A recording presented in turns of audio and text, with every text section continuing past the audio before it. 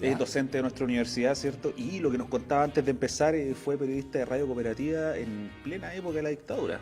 Así Sí, es. vamos a hablar un poquito de eso, alguna anécdota, si es que nos puede largar alguna pildorita, ¿Alguna un pildorita? caramelo. Pero también hay que agregar que actualmente trabaja por ahí. Por varios años lo hemos visto ahí, visualmente en el Congreso, Exacto. Para Televisión Nacional. para Televisión Nacional.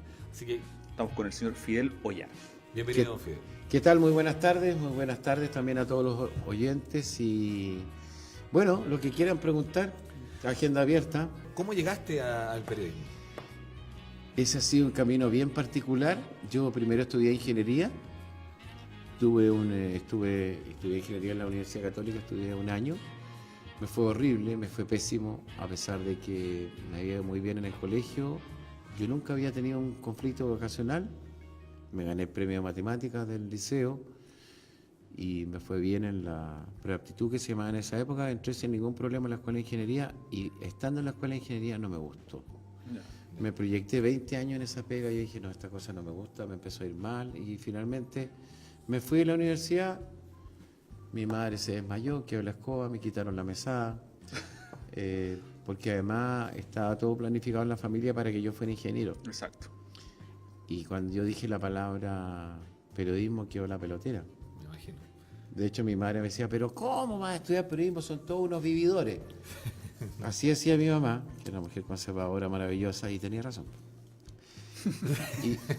¿Y cómo llegué al periodismo? Porque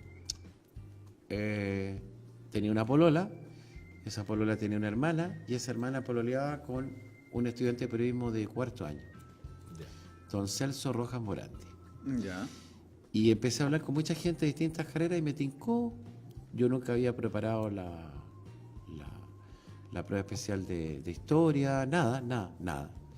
Pero sí fui criado muy culto, y siempre leí mucho y me fui en crudo a dar la prueba, porque tuve que trabajar en intertanto para hacer las lucas, y me fue bastante bien, entré a la Universidad Católica, Ahí mismo. ahí mismo. Ah, no permitían un cambio interno, había que hacer todo el proceso de nuevo. No, interno de nada, no. Es que Ya. más que no era compatible para la universidad, ingeniería y periodismo. Perfecto. Entonces entré a la escuela de periodismo para no tener problemas vocacionales. Empecé a trabajar desde el primer año de periodismo hasta hoy. Ok. Así fue. Me imagino que igual es complejo, porque un poco lo que tú me estás diciendo, que lo que hacen bien, lo que hacen mal, y a veces se debe saber muchas cosas que... Mucho. ¿Más alguna vez te han censurado? No. Pero le han dicho, por Pero, favor, no lo digas. No. Así en crudo no. Ya. Pero sí, a ver, yo trabajé como periodista en la Radio Cooperativa y fui editora ahí muy joven. Y después he hecho política en Televisión Nacional. Pero mira, no he sido censurado, pero sí he tenido que ajustarme a la línea editorial de los medios para los cuales he trabajado, que es distinto. ¿Cómo ser políticamente correcto? Ni siquiera políticamente correcto, sino que lo que pasa es que uno, por ejemplo, si tú vas a trabajar por ejemplo, como periodista a la revista Mensaje del Arzobispado de Santiago, no te vas a poner a defender el aborto. Claro. Lo que pasa Exacto. es que uno como periodista hay como reglas del juego básicas. Tú te adscribes un poco a la línea editorial del medio y tú resuelves si esa línea editorial del medio te sirve o no, o se ajusta o no. Eso es el ideal, pero muchas veces el periodista tiene que ajustarse a la línea editorial de un medio que no le gusta, pero le da trabajo y comida Claro. para su familia. Que sea un drama que tenemos los periodistas, es muy complicado. Entonces, es de dulce y de grasa esta carrera. Pero para explicarle un poco el tema de la censura o no censura, yo nunca he sido censurado, gracias a Dios. Pero sí me he tenido que ajustar a la línea editorial. Por ejemplo, una anécdota. En la década de los 80, previo al plebiscito del año 88, se hizo toda una campaña en la radio cooperativa para motivar a la gente a votar. Porque había mucho miedo, Sí. Claro. mucho terror. Y la radio cooperativa cumplió un rol esencial en quitar el miedo a las personas para votar. Entonces, de repente llamaba un político muy destacado y decía, yo quiero decir que el chacal, el dictador, el asesino, no puede seguir aquí. Entonces yo le decía, ¿sabes qué? Tenemos un problema. Si yo saco esta entrevista al aire, nos van a cerrar la radio. Y el bien mayor es que la radio esté al aire. Pero no, que ustedes se han vendido. No, que entienda, a ver, aquí. Seamos razonables. Yo no quiero que por una entrevista usted nos cierre la radio, Claro. porque es cerrar una de las pocas líneas de libertad de expresión que tenemos en Chile en este instante. Pero es que no puede ser, es que es así. ¿Y eso es censura o no? No, es simplemente aplicar una línea de moderación. Exacto. Porque ahí la cosa era bien, o sea, las veces que cerraba la radio dictadura, la dictadura cerró la radio, fue muy complicado para todos. Entonces de repente pasaban esas cosas que eran como decía, oye, no te pongas complicado, dime lo mismo. El dictador, pero el asesino, el chacal, no. Claro. Y en Televisión Nacional no he tenido problemas. Lo que pasa es que además yo soy muy riguroso en el reporteo, en lo que digo y hago, y ese es mi capital. Entonces no he tenido problemas de eso. Y uno se ajusta también a los tiempos. Cabal fue complicado. Pero al Pues principio, estamos hablando de la presidenta. claro. Fue complicado. Cuando sale en febrero ese reportaje en la revista ¿Qué pasa? Todos los periodistas de Chile dijimos, ups, estamos hablando de la presidenta de Chile. No era cualquier personaje el involucrado. Y nosotros lo dimos. Y lo dimos. Pero O sea, no nos quedamos atrás. pero como los medios... en Porque este caso- además, el rating, en esa cosa muy sabia. Si tú no lo das, la gente se va al medio de comunicación de al ¿Qué lado. lo te dan? Entonces te dispara a los pies. Pero igual Sí. hubo como una especie de demora, porque primero explotó tal cual Sí. la revista que pasa, pero después se popularizó, se podría decir, o viralizó en redes sociales, Sí. y se demoraron un poco los medios tradicionales Sí, es que no es menor.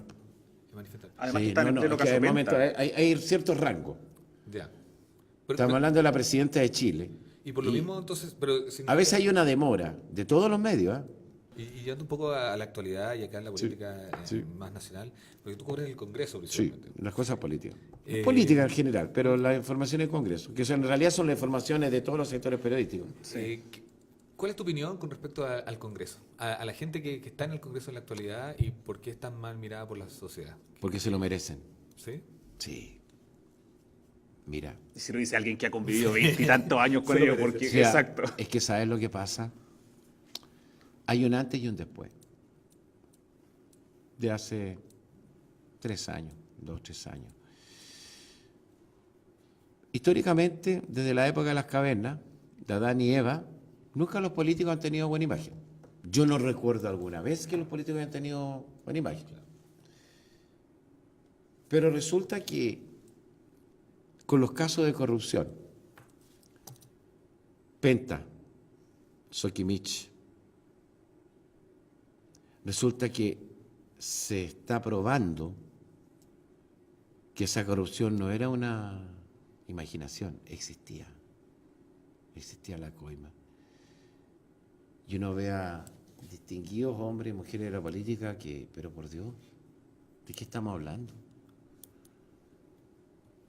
Y no solamente en el Congreso, autoridades. O sea, yo, por ejemplo, yo jamás me habría imaginado el fraude en Carabineros. Ya. Porque cuando la gente sale a la calle y tiene un problema, ¿qué es lo que busca uno? Un carabinero. Un carabinero. Así es. Y ese carabinero peladito tiene un jefe, que es un teniente, y ese teniente tiene otro jefe, un capitán. Y resulta que el fraude de Carabineros es de capitán para arriba. Sí. Y uno dice, ¿pero de qué estamos hablando? El caso del Milico Gate, de nuestras prestigiosas Fuerzas Armadas, Del excedente del cobre. ¿En qué se lo gasta? y otro más grave, los curas. No. Hasta hace 15 años, uno veía una monjita o un curita y uno decía, Dios te salve María, llena de gracia. Y resulta que los obispos estaban abusando sexualmente de los niños y uno dice, a ver, el Parlamento no estuvo ajeno de toda esta degradación de las instituciones. Y ha sido para los periodistas que cubren la iglesia, tremendo. Para los periodistas que cubren policía, tremendo. Para los periodistas que cubren Fuerzas Armadas, tremendo. Y para los periodistas que cubrimos política, tremendo. Y aquí hay dos alternativas. O lo damos o no lo damos. Yo soy del lado B, darlo. Darlo. Entre que exista libertad de expresión y no exista, que haya. Porque yo viví en un país donde no hubo libertad de expresión y por Dios que fue complicado. donde se negaba a los detenidos desaparecidos. Se crearon medios de comunicación especiales para ocultar barbaridades que cometió la dictadura. Entonces, no me pidan a mí que se cene la libertad de expresión. Ahí se equivocan de personas. Y uno ha visto cómo se ha ido degradando las cosas. Y fíjate que ahora que me plantea la consulta, que vengo a hacer el siguiente planteamiento en una de mis clases para alumnos de política, yo voy a poner mucha atención en las votaciones del 19 de noviembre.